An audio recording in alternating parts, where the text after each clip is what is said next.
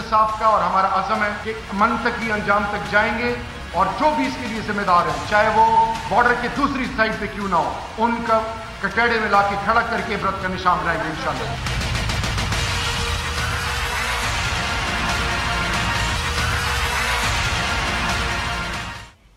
Welcome to news wise, میں ہوں عارفہ نور اور اسٹوڈیو میں میرے ساتھ موجود ہیں زاہد حسین۔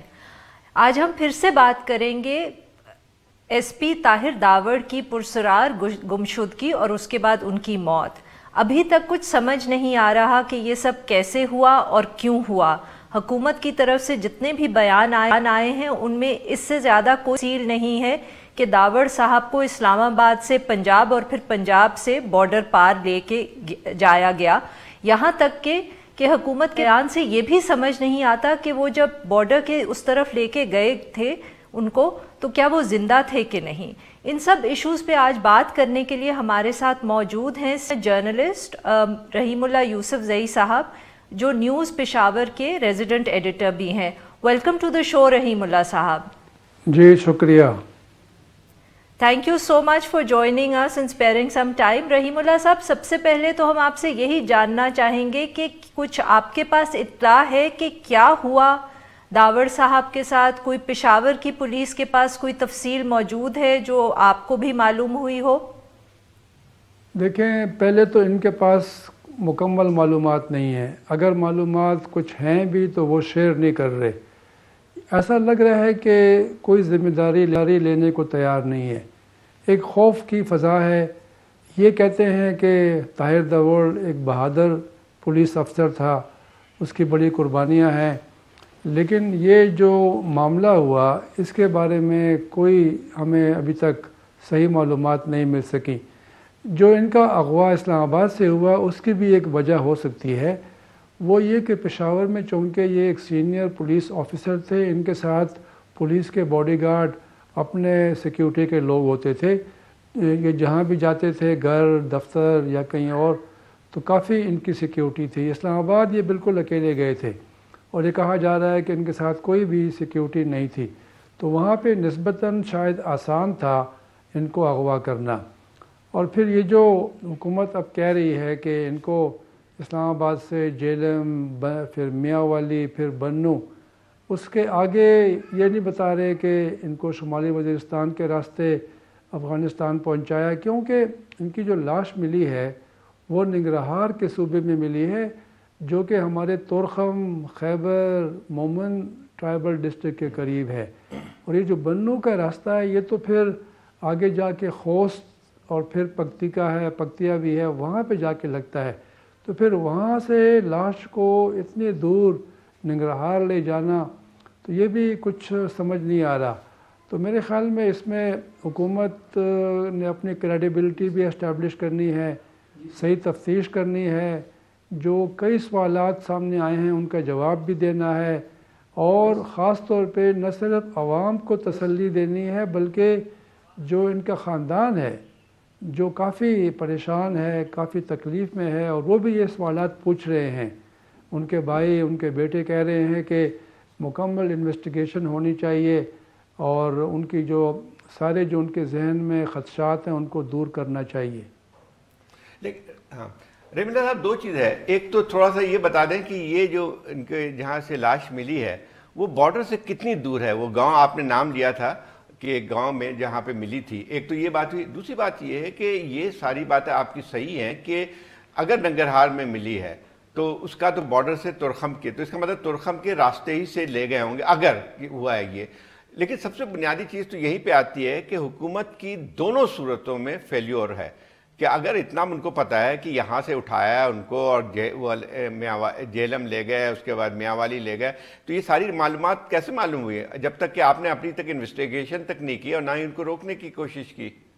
جی بالکل، یہ جہاں سے لاش ملی ہے وہ دور بابا نامی ایک ان کا ضلع ہے، یہ اس کو اولسوالی بولتے ہیں، اور یہ مومن قبیلے کا علاقہ ہے۔ یہ مومن اس پار بھی ہیں بارڈر کے اور ہمارے ہاں بھی مومند ہیں، یہ ایک ہی قبیلہ ہے، اور یہ ننگرہار کا صوبہ ہے جو مشرقی افغانستان میں ہے۔ یہ جو جگہ ہے دور بابا، یہ 3-4 یہاں پہ چھوٹے چھوٹے ضلع ہیں، مومن درہ ہے، دور بابا ہے، کاما ہے، گوشتہ ہے، یہ ننگرہار میں یہ تقریباً اکثریت یہاں مومن قبیلے کی رہائش ہے. وہاں پہ لاش ملی ہے اور پھر انہوں نے دفنایا اس کو امانتاً. پھر حکومت کو اطلاع ہوئی اور لاش کو نکالا گیا، اور افغان حکومت نے بجائے یہ کہ جس طرح ان کی وزارت خارجہ نے اعلان کیا تھا کہ یہ پاکستان جو کونسلیٹ ہے جلال آباد ان کے حوالے کر دیں گے، ایسا نہیں ہوا. انہوں نے کہا پہلے پوسٹ مارٹم کریں گے، اور بعد میں پھر 2 دن تقریباً لاش کو رکھا. اس کے بعد طورخم کے راستے اس کو پاکستان کے حوالے کیا گیا. وہاں پر بھی کافی مسئلے پیش آئے. لیکن اب یہ ہے کہ افغانستان میں جہاں سے لاش ملی ہے وہاں کے جو قبائلی عمائدین ہیں وہ کہہ رہے ہیں، یہ رپورٹ بھی ہوا ہے، سوشل میڈیا پر بھی آ گیا ہے، وہ کہہ رہے ہیں کہ یہ پاکستان کے بارڈر کے بہت قریب ہے. وہ دعویٰ کر رہے ہیں کہ پاکستان کی بارڈر سے 100 میٹر دور ہے. اب یہ بات سچ ہے یا غلط ہے، لیکن یہ نیریٹو ایک بن گیا ہے افغانستان میں. حکومت بھی یہ کہہ رہی ہے، افغان حکومت، اور افغان عمائدین بھی یہ کہہ رہے ہیں کہ یہ پاکستان کے بارڈر کے بہت قریب ہے. میرا خیال یہ تھا کہ یہ ذرا فاصلے کے اوپر ہے. اچھا، ایک تھوڑا سا سوال اسی سے ہوتا ہے، یہ تو وہاں پہ کبھی یہ رپورٹ نہیں آئی ہے کہ وہ داعش کا وہاں پہ اثر نفوذ ہے. اس سے پہلے تو کبھی بھی ہمیں نہیں سنائی دیا تھا. دوسرے علاقوں میں ہو سکتی ہے ننگرہار کے جہاں پہ داعش کی سرگرمیاں موجود ہیں، یا پاکستان کے جو تحریک طالبان پاکستان کے جو فیکشنز ہیں، لیکن اس علاقے میں تو جو مومند کا علاقہ جو آپ بتا رہے ہیں وہاں پہ ان کے تو اثر نفوذ نہیں ہے. بالکل، یہ آپ صحیح کہہ رہے ہیں زاہد صاحب. یہاں پر پہلے کبھی ایسی اطلاع نہیں ملی کہ یہاں پہ داعش کا وجود ہے. داعش جس علاقے میں ہے وہ نازیان کا ضلع ہے، کوٹ کا ضلع ہے، ہسکا مینا کا ضلع ہے.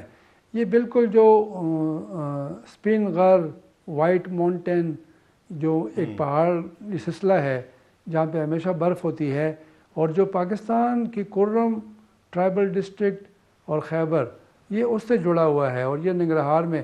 تو وہاں پہ داعش ہے. وہاں پر کافی ان کے خلاف کارروائی ہوئی، ڈرون حملے ہوئے، طالبان نے بھی جنگ کی، لیکن ابھی تک وہاں پہ داعش موجود ہے.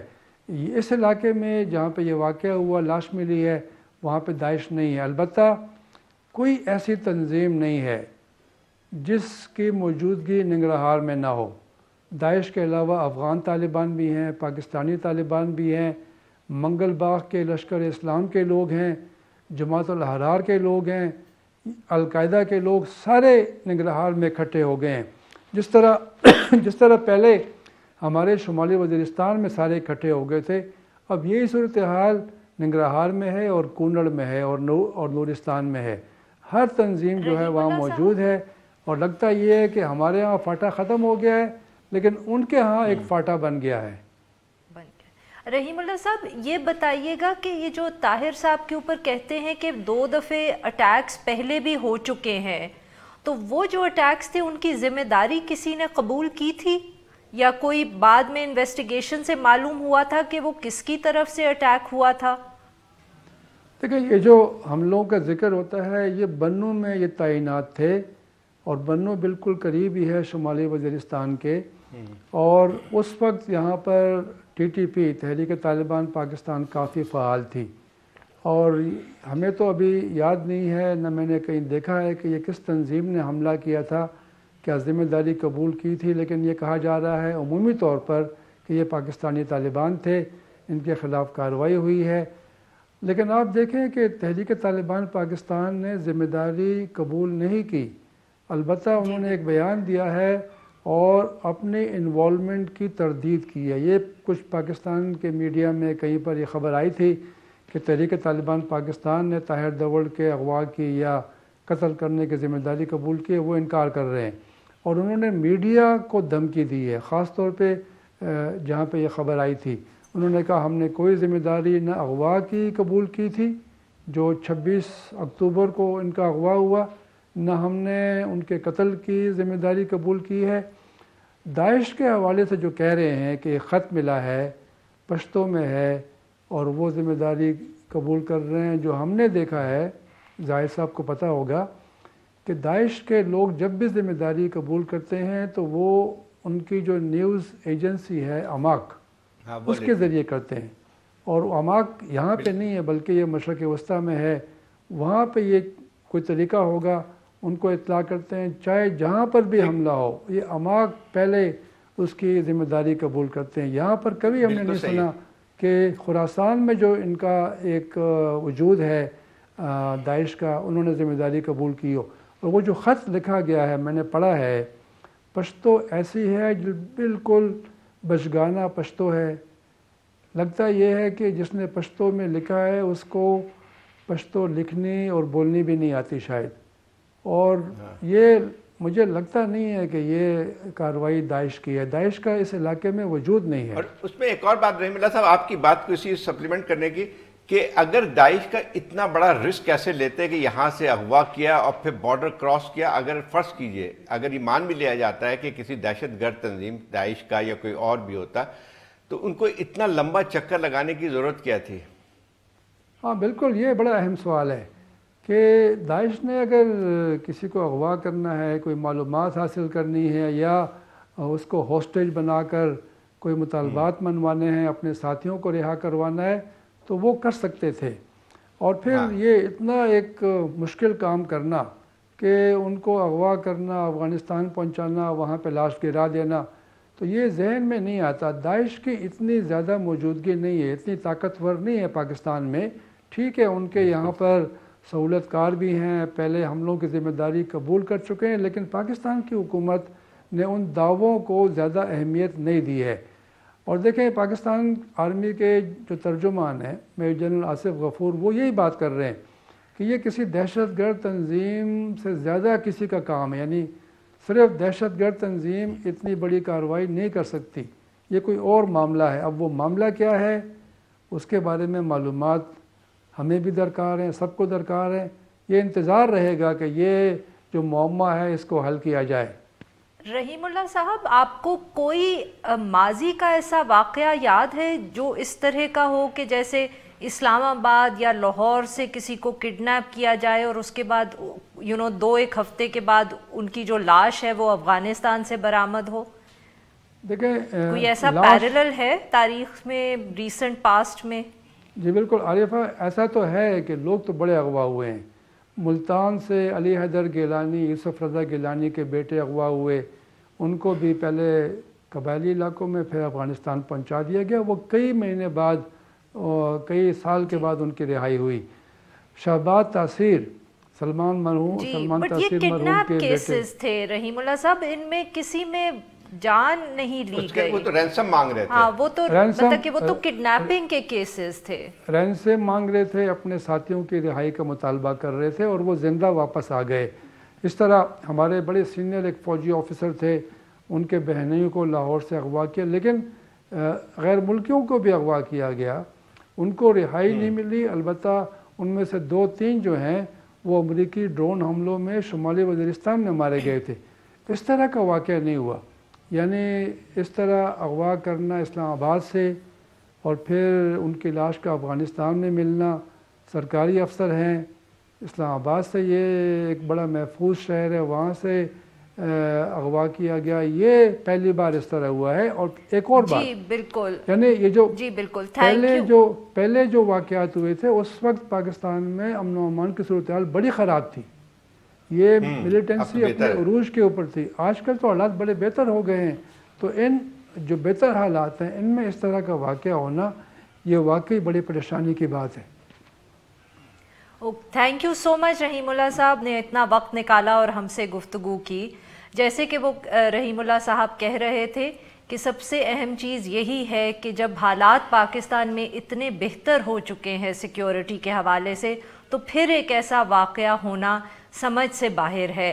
اب ہم لیں گے ایک چھوٹا سا بریک، اور بریک کے بعد جب ہم واپس آئیں گے تو ہم بات کریں گے پاکستان افغانستان ریلیشن شپ کی in the context of this event, اور ہمارے ساتھ ایک مہمان ہوں گے موجود، جہانگیر اشرف قاضی۔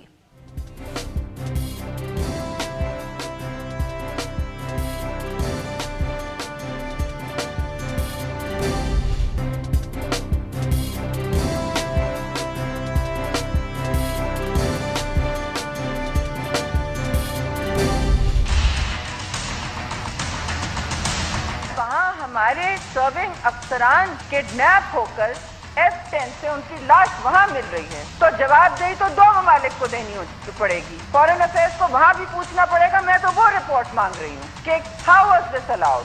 آپ کیا مطلب دبک کے بیٹھ گئے ہیں کہ آپ پوچھ نہیں سکتے کسی اور سے کہ ہماری سرونگ افسران کی وہاں لاشیں مل رہی ہیں؟ یہ مذاق ہے پاکستان کی ریاست کے ساتھ اور ہمارے لا انفورسمنٹ آفیسرز کے ساتھ. We are deeply grieved at the brutal killing of SP Tahir Khan Rawat. The Afghan CDA was summoned twice to the Ministry of Foreign Affairs to seek clarity about the news.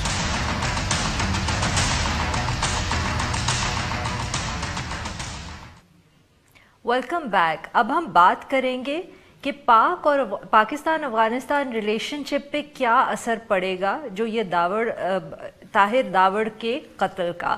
اور اس issue پہ بات کرنے کے لیے ہمارے ساتھ موجود ہیں farmer ambassador Ashraf Jahangir Qazi. Welcome to the شو جہانگیر صاحب. سر, آپ سے سب سے پہلے تو ہم یہ جاننا چاہیں گے کہ آپ کا کیا خیال ہے یہ جو انسیڈنٹ ہوا ہے پچھلے 2 دن میں, جس طرح سے انہوں نے ڈیلے کیا ہینڈ اوور کرنے میں باڈی اور سب کچھ, اس کا کیا اثر پڑے گا جو ریلیشن شپ ہے دونوں ملکوں کا؟ اس کا منفی اثر پڑے گا.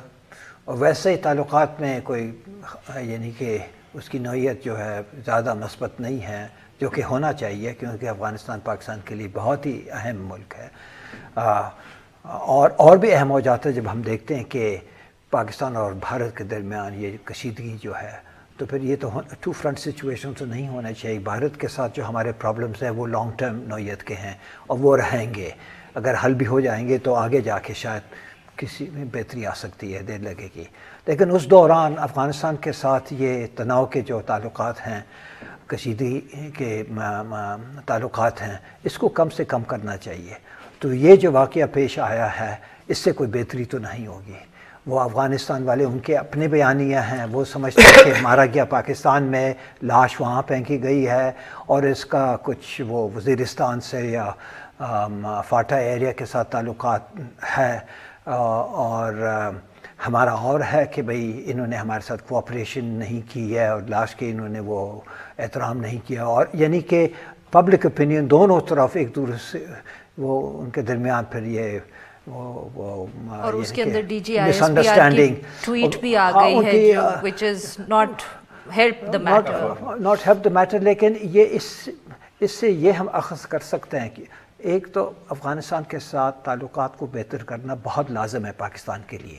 اس کا یہ نہیں مطلب ہے کہ ان کی ہر ایک بات مانی جائے. ان کی طرف سے بھی وہ پالیسیز ہو رہی ہیں جو کہ نہیں ہونی چاہیے. ہندوستان کا اثر نفوذ ہے افغانستان اور کسی حد تک وہ ہماری پالیسیز کی وجہ سے وہ یہ صورتحال بنی ہے افغانستان میں. لیکن کچھ اور بھی فیکٹرز عوامل شامل ہیں. آپ کو پتہ ہے روز اول سے افغانستان کے ساتھ ہمارے تعلقات نارمل نہیں رہے, لیکن پھر بھی بہت اہم ہے. میں سمجھتا ہوں اور میں یہاں برملا کہوں گا کہ ہماری فارن پالیسی اور بطور خاص افغانستان کی پالیسی جو ہے it should be under the control of جو الیکٹڈ گورنمنٹ ہے, الیکٹڈ جو نمائندے ہیں, بطور خاص پرائم منسٹر ہمسیلف. اگر یہ نہیں بنتا اور کچھ ایسے ادارے ہوں یا جو ان الیکٹڈ ہیں لیکن بہت دیر سے ان کا اثر نفوذ رہتا ہے, ان کا اپنا ایجنڈا ہے, اپنا پوائنٹ آف ویو ہے, تو پھر وہ ہماری پالیسی میں وہ لانگ ٹرم کنسسٹنسی نہیں ہوگی. لیکن اس میں دونوں چیز, ایک تو یہ تھا کہ ٹھیک ہے جو یہ واقعہ جو ہے جس کی وجہ سے جو فالٹ لائنز ہیں آلریڈی وہ اور زیادہ بڑھ گئی ہیں یا جو ہے اس ایکسپوز ہو گئی ہیں. لیکن اصل مسئلہ جو آتا ہے وہ یہ ہے کہ یہ واقعہ بذات خود یعنی جس کے اثرات بارڈر کی اس پار اور پھر اس کے بالواسطہ اثرات جو ہیں وہ ہمارے افغانستان سے ہی پڑے. تو آپ کے خیال میں کتنا ایکسپلوسیو معاملہ یہ ہو گیا؟ کیونکہ یہ معاملہ ان چیزوں سے تمام سے مختلف ہے. اس سے پہلے ہمارے افغانستان کے ساتھ تنازعات چلتے رہے تھے بارڈر کے حوالے سے. جب ہم نے بارڈر پہ فینسنگ کی اس وقت بھی کافی کشیدہ صورتحال ہو گئی تھی, فائرنگ کے واقعات بھی اکا دکا ہوتے رہتے تھے. پھر اوور آل تو خیر بہت ساری چیزیں. اس نے ایک نیا ٹرن لیا ہے کیونکہ اس نے جو ہے ایک اس چیز کو اور جو چھیڑا ہے وہ خود ہمارے اپنے جو اس علاقے کے جو حالات بن کے آئے ہیں اس کی وجہ سے. تو آپ کا کیا خیال ہے کہ کس طرح سے کتنا سنگین معاملہ بن کے آ رہا ہے ہمارے لیے؟ یہ بن سکتا ہے کیونکہ جس طرح آپ نے فرمایا اور بجا طور پہ کہ اس کا تعلق وہاں سے فاٹا سے بنتا ہے اور یہ فاٹا ہی کے رہنے والے ہیں. وہاں کا ایک جرگہ تھا, وہ لوگ گئے تھے اور وہ افغانستان شاید انہوں نے موقع سے فائدہ اٹھاتے ہوئے انہوں نے یہ موقف اختیار کیا کہ ہم گورنمنٹ کو نہیں دیں گے, ہم ان کو دیں گے, ان کے علاقے والوں کو, ان کے فیملی والے, وہ ٹرائبل والے. تو یہ ویسے ڈپلومیٹکلی تو انہوں نے ٹھیک بات نہیں کی, کیونکہ وہ وردی پہنے ہوئے تھے, پاکستان کا آفیشل تھا اور لاش وہاں ملی ہے, تو ہینڈ اوور تو پاکستانی آفیشلس کو کرنی چاہیے تھی, لیکن انہوں نے موقع سے فائدہ اٹھاتے ہوئے یہ کیا. تو یہ بتاتے خود ان کی طرف سے کوئی مثبت قدم نہیں تھا, لیکن اس کا بگر پکچر اگر دیکھا جائے کہ یہ چیزیں کیوں ہو رہی ہیں, اور میں سمجھتا ہوں کہ پاکستان اور افغانستان کے درمیان جو بھی وہ کمپلینٹس ہیں, گلے شکوے ہیں, یہ کافی حد تک بآسانی دور ہو سکتے ہیں, بشرطے کہ نیت دونوں طرف سے ٹھیک ہو. اور ہم ایک افغانستان سے تو بڑا ملک ہے, جس طرح ہم کہتے ہیں ہندوستان کے بارے میں بڑے ملک ہو لیکن چھوٹے دل والے بڑے ملک ہو. یہ نہ ہو کہ پاکستان کے بارے میں افغانستان کو اس قسم کی شکایت ہو. ہمیں معلوم ہے وہاں پرابلمس ہے, لیکن افغانستان کی حکومت جو ہے ہم نے تسلیم کیا ہے, ہمارے ایمبیسڈر ہیں وہاں, فل ڈپلومیٹک ریلیشنز ہے. کئی دفعہ ہم نے کہا کہ آپ کے خلاف جو ہو رہا ہے وہاں ان کی پناہ گاہ نہیں ہے ہمارے زمین پہ, لیکن دنیا نہیں مانتی. اس صرف امریکہ کی بات نہیں ہے, افغانستان کی بات نہیں ہے, ہندوستان کی بات نہیں ہے, بالعموم nobody believes a narrative. لہٰذا یعنی کہ جب آپ کے دلائل صحیح بھی ہوں پھر بھی اس کو تسلیم کرنے کے لیے لوگ تیار نہیں ہیں, اور اسی طرح کشمیر پر بھی ہے, اسی طرح افغانستان پر بھی ہے. تو ہمیں تو یعنی کہ جسے کہتے ہیں انگریزی میں ایگنائزنگ ری اپریزل آف آر پالیسی, یعنی کہ پھر سے ایک نظر ثانی ہونی چاہیے کہ آخر بالآخر ہماری پالیسیز سکسیسفل کیوں نہیں ہوتی ہیں. دیکھیں اس میں ایک تھوڑا سا نہیں میں تو آپ کے کویسچن کو ذرا وہ فلپ اراؤنڈ کر پوچھنا چاہ رہا تھا کہ اس وقت جو ہے جو افغانستان پاکستان کے تعلقات لگ رہا تھا پہلے کہ تھوڑی سی اسٹیبلائز ہو گئی ہے, مطلب خاص طور پہ جب سے یہ چلی تھی کہ وہ ایک لحاظ سے نیگوشیٹڈ سیٹلمنٹ امریکہ کی طرف سے انڈیا بھی دیا گیا تھا, اور جو پہلے ریٹرک میں کمی بھی کافی آ گئی تھی. اب یہ چیز ایسا لگتا ہے کہ اس کے پھر سے ایکسپلوڈ ہو گئی ہے. میں تھوڑا سا اس کو اور کروں گا, ایکسپلوڈ اس لیے خطرناک صورتحال ہے کہ جس چیز کو کھیلا جا رہا ہے, جس کو پلے کر رہے ہیں وہ یہاں کے ٹرائبل لوگوں کو ہے. تو وہ تو ایسا لگتا ہے کہ جو ایک لحاظ سے کانفلکٹ ہے وہ تو اور براڈن ہوتا جا رہا ہے اس میں.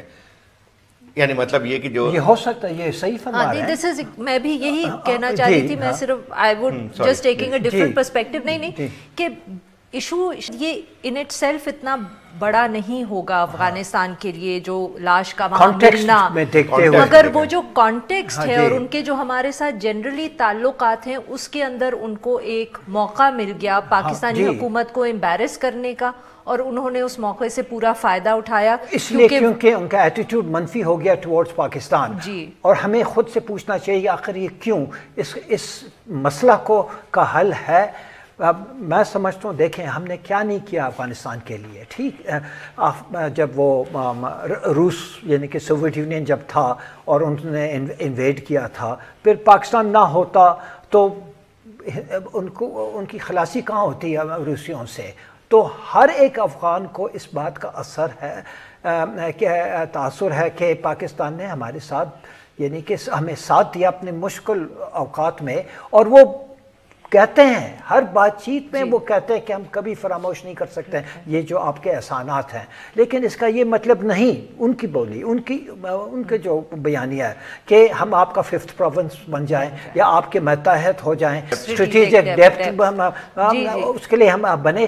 ہم نے تو یہ امریکہ کے ساتھ انہوں نے بڑی کوشش کی, روس نے کوشش کی, ہم برٹن نے کوشش کی, اور ہسٹری میں دیکھا جائے تو گریکس اور سوری قاضی صاحب I have to take a short break, so ہم اس گفتگو کو جاری رکھیں گے but after a short break.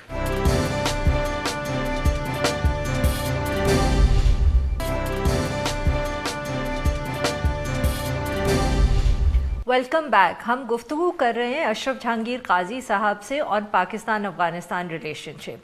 تو قاضی صاحب یہ جو اس وقت سچویشن بنی ہوئی ہے, ڈو یو تھنک کہ اس کے اندر جو لارجر ایشو رہے گا وہی پرانا رہے گا, مگر جو داوڑ صاحب کی لاش ملنے سے اور جو ہمارا ڈومیسٹک کانٹیکسٹ ہے کیا اس پہ اب فوکس چلا جائے گا ہماری ریلیشن شپ کا؟ نہیں, اس پہ تو فوکس ایک حد تک ہو رہے گا, کچھ دن کے بعد پھر فوکس اس خاص ڈیولپمنٹ سے کچھ ہٹ جائے گا. لیکن جس طرح آپ فرما رہے ہیں اور صحیح فرما رہے ہیں، اس کے بہت خطرناک پہلو ہیں، کیونکہ اس کا کانٹیکسٹ وہ ہے جو وزیرستان میں یا فاٹا میں. اسی طرح آپ دیکھ رہے ہیں بلوچستان کا جو مسئلہ ہے وہ ہم انڈیا سے جوڑتے ہیں، حالانکہ وہ مسائل جو ہے پاکستان کے یعنی کہ بنتے ہی اس وقت سے آج تک چلے آ رہے ہیں، لیکن ہم نے اس کی طرف کوئی یعنی کہ سنسیئر ایٹیٹیوڈ ہم نے نہیں اپنایا، اس لیے وہ گمبھیر سے گمبھیر، پیچیدہ سے پیچیدہ ہوتا گیا. اور اب کافی حد تک ٹھیک ہے، وہ پاکستان کو خطرہ امیجیٹلی درپیش نہیں ہے، لیکن اچھی بات نہیں ہے کہ آپ کے ملک کی آبادی میں ایک ایسا سیکشن ہے جو بالکل کیا اسے کہتے ہیں بیزار ہوتا جا رہا ہے. یہ تو بالکل کینسر کی طرح ہے، اس کو اگنور نہیں کرنا چاہیے. اس میں وہی بات آپ کی آتی، تو اس کے جو خطرناک پہلو ہے یہ آلریڈی ایک کانفلکٹ زون ہے، ٹھیک ہے نا، جہاں پچھلے 40 سال میں ایک لحاظ سے جنگ چلی آ رہی ہے. پورا خطے کی بات میں کہہ رہا ہوں، فاٹا ایریا سے لے کے افغانستان کو.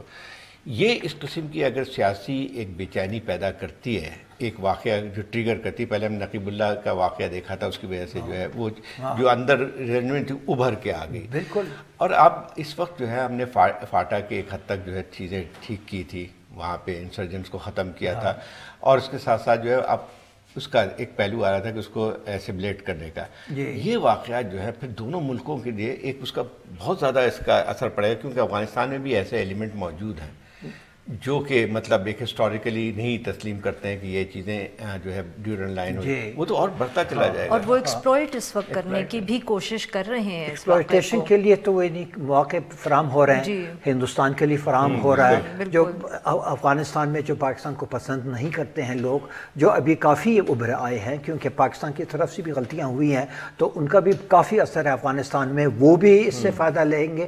اب ہمیں سوچنا یہ چاہیے، ایک تو یہ واقعہ ہے اور ایک وہ جو لارجر کانٹیکسٹ ہے افغان پاکستان ریلیشنز، دونوں کے اوپر ہمیں وہ متوجہ ہونے کی ضرورت ہے اس کہ یہاں ہوا کیا ہے، کیونکہ یہ بھی پولیٹیسائز ہوتا جا رہا ہے. بالکل. یہ ایک واقعہ ہے، ایک معصوم شخص ہیں، پتہ نہیں کیا ان کا رول تھا نہیں تھا، کس لیے مارا گیا، اس کے پیچھے کون سے عناصر کارفرما عوامل تھے جو کارفرما ہیں، وہ مجھے تو اس کا وہ نہیں معلوم ہے. لیکن اس کا یہ مطلب نہیں ہونا چاہیے کہ ہمارے جو آپس کے جو رشتے ہیں افغانستان اور پاکستان وہ خراب سے خراب تر ہو، اور اس کے لیے ٹھیک پالیسی کو اپنانے کی ضرورت ہے، جانچنے کی ضرورت ہے. جہاں ہم نے غلطی اگر کی ہے تو اس کو یعنی کہ اعلان کرنے کی کوئی ضرورت نہیں ہے، لیکن اس کو جانتے ہوئے اپنی پالیسی کی تصحیح ہونی چاہیے. اور میں سمجھتا ہوں جب تک elected prime minister direct control نہ ہو ان چیزوں پہ، یہ ہوگا نہیں. اور اس وقت تک جو پاکستانی ریاست سے ایک ریاکشن آ رہا ہے وہ اس سچویشن کو ڈیفیوز کرنے والا نہیں ہے. آئی تھنک سب سے زیادہ فکر کی بات یہ ہے کہ وہ بیان بازی میں اس وقت جو ہیں آفیشلز لگے ہوئے ہیں اور وہ اس کو اور پولیٹیسائز کریں. فائدہ کس کو ہوتا ہے؟ پاکستان کو تو نہیں ہوتا ہے فائدہ. آپ کا جو مین جو رائیول ہے انڈیا، جو اس کو اگر وہ ساتھی ملے آپ کے ویسٹ میں اور پاکستان کے لیے ایک 2 فرنٹ سچویشن بن جائے تو پھر اس سے پاکستان کو کیا فائدہ ہے؟ ایک تو تھوڑا سا ہمارا بیانیہ جو ہے نا اتنی جلدی وہ ہو جاتا ہے کہ ہر چیز جو ہے ملک دشمن ہو جاتی ہے. بات یہ ہے کہ یہ ٹھیک ہے، بعض چیزیں جو ہے جو اس قسم کی موومنٹ چلتی ہیں اس کے اپنے وجوہات ہوتے ہیں، سوشل اکنامک ساری چیزیں. جی. لیکن پھر اس کے بعد یقین طور دوسرے کیونکہ یہ خطہ ایسا ہے جہاں پہ باہر کے ایک لحاظ سے کوورٹ وار بھی چلتی رہی ہے، سب کچھ چلتا رہا ہے، تو یقین طور پہ دوسرے ممالک بھی اس میں اثر افزود ہوتے ہیں. لیکن یہ ہمارا کام ہے کہ اس چیز کو یہیں پہ ایسا کریں ہینڈل کہ جو ہے دوسرے ملکوں کو اجازت نہیں ملے. جی. ابھی آپ دیکھیں یہ جو سی پیک کا حصہ ہے اور گوادر جو ہے، گوادر تو ہے بلوچستان میں، کہ یعنی کہ گوادر نہ ہوتے یہ پروجیکٹ ہی نہیں ہو سکتا ہے. اور یہ جو علاقہ ہے بلوچستان کا عمومی طور پہ تو چلو کافی بہتری آئی ہے صورتحال میں، لیکن کافی ایسے جگہ ہیں جہاں ناآرامی ہے، جہاں اب تک وہ ڈسٹربڈ ایریاز ہیں، جہاں اور جن کے بارے میں رپورٹنگ کرنا ہی مشکل ہے کیونکہ وہ سمجھا جاتا ہے کہ یہ بھی ملک کے انٹرسٹ کے خلاف ہے. میں سمجھتا ہوں اس صورتحال میں آپ کوئی بھی مسئلہ حل نہیں کر سکیں گے، کوئی بھی. بالکل. اور یہ ذمہ داری تو at the end of the day Pakistani ریاست پر ہی آتی ہے کہ جو ہمارے اپنے مسائل ہیں یا ایکسپلوسیو سچویشنز ہیں ان کے اندر ان کو ڈیفیوز کرنا سچویشن کو اور سچویشن کو کنٹرول کے اندر رکھنا، یہ کام حکومت کا اور ریاست کا ہی ہے، نہ کہ وہ اس کو اور زیادہ فیول دیں स्टेटमेंट्स दे दे के और पोलिटिसाइज करके। Now we'll take a short break and when we are back तो हम बात करेंगे इस्लामाबाद में सेफ सिटी प्रोजेक्ट की।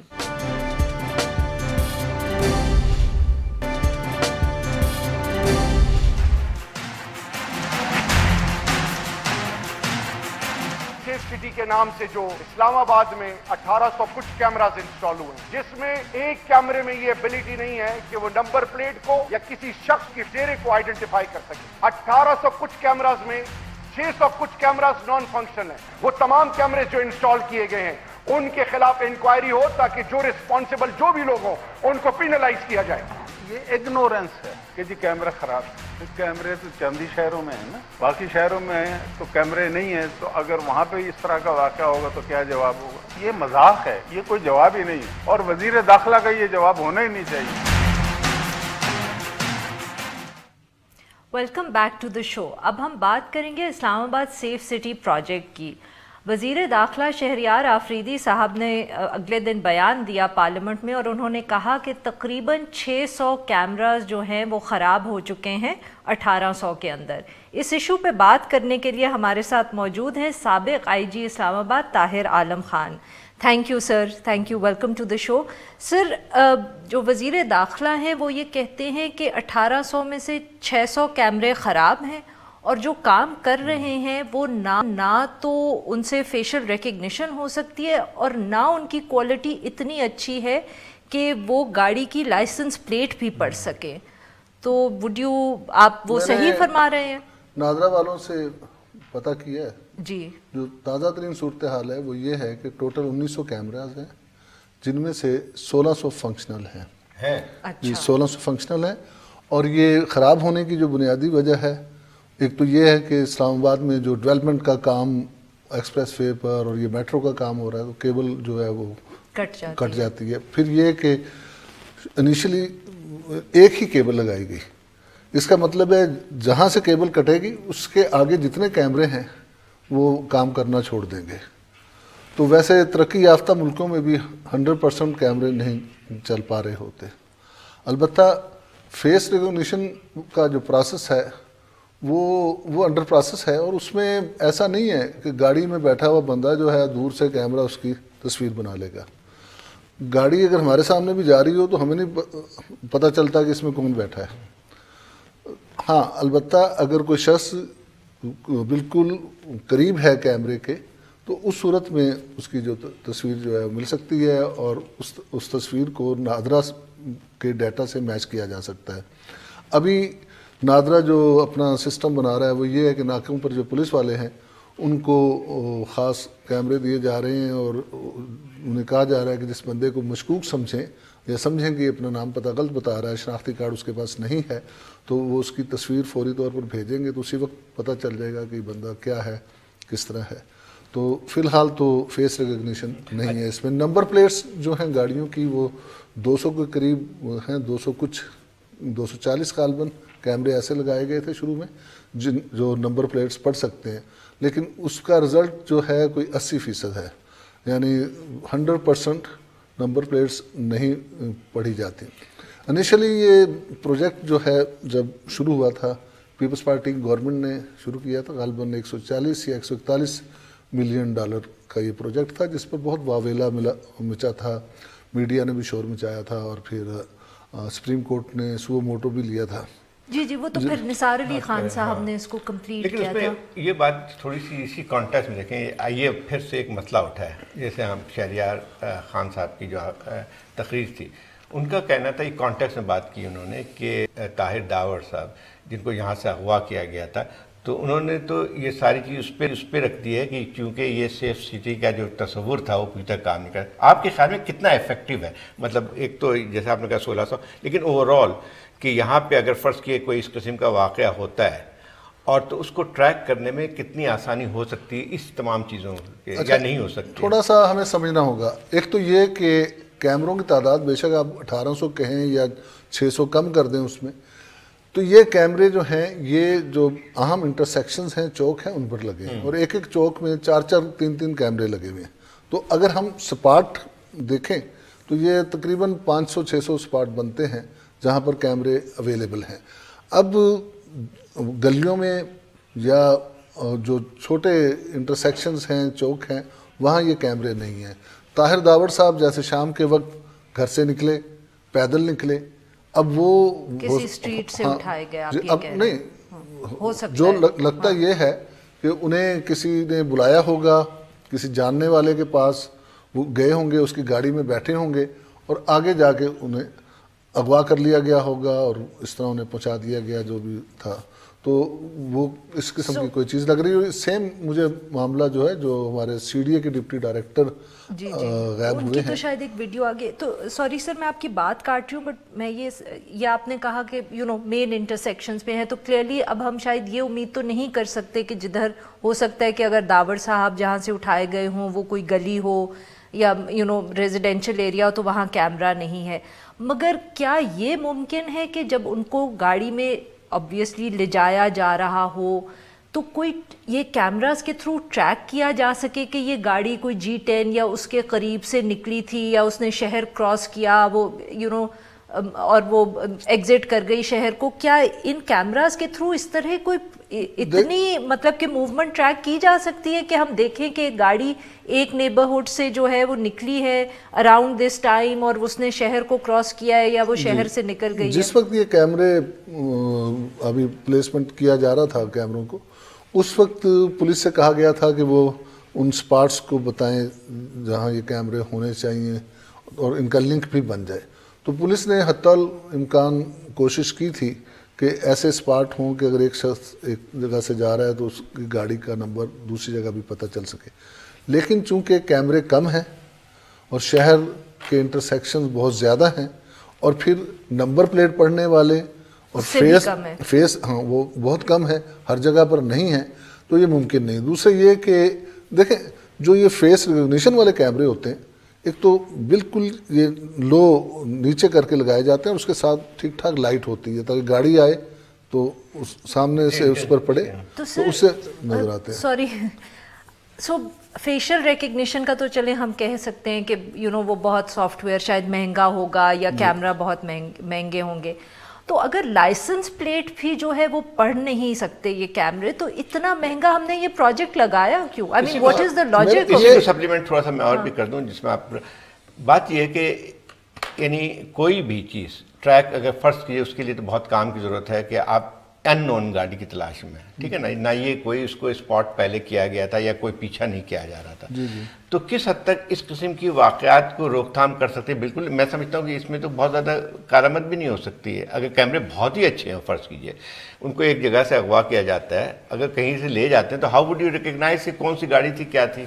देखें इसमें जो मैं समझता हूँ कि कंट्रोल पर जो लोग बैठे हैं वो बड़े ज़हीन और उनका IQ लेवल बड़ा ज़बरदस्त होना चाहिए, क्योंकि अभी दावड़ साहब का ये तो नहीं पता कि किस नंबर की गाड़ी में वो बैठ कर गए, तो उन्हें उससे गाड़ी से कोई उन्हें उनकी सेंस उन्हें होनी चाहिए कि वो समझ सके और उस पर फौरी तौर पर वो रिएक्ट कर सकें, और जो फील्ड में गाड़ियाँ भी हों और ऐसे ऐसे पॉइंट्स पर गाड़ियाँ हों जो फौरी तौर पर रिस्पॉन्स करके ऐसी गाड़ी को चेक कर सकें।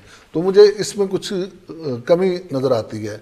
दूसरी चीज़ ये कि ये सिस्टम बना दिया गया, लेकिन ये इस तरह नहीं सिस्टम बनाया जैसा कि पंजाब में बनाया गया कि Punjab safe city authority, Lahore safe city authority, ऐसा नहीं है। वहाँ ज़्यादा इफेक्टिवली कैमरे काम कर रहे हैं।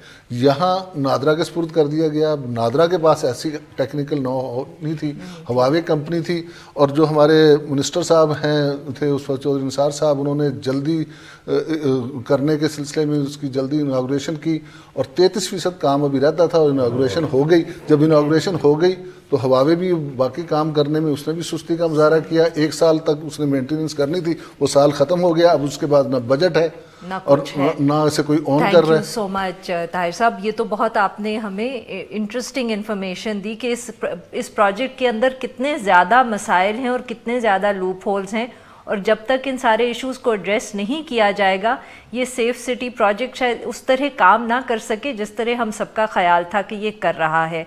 आज के लिए बस इतना ही। We'll be back same time tomorrow with the show.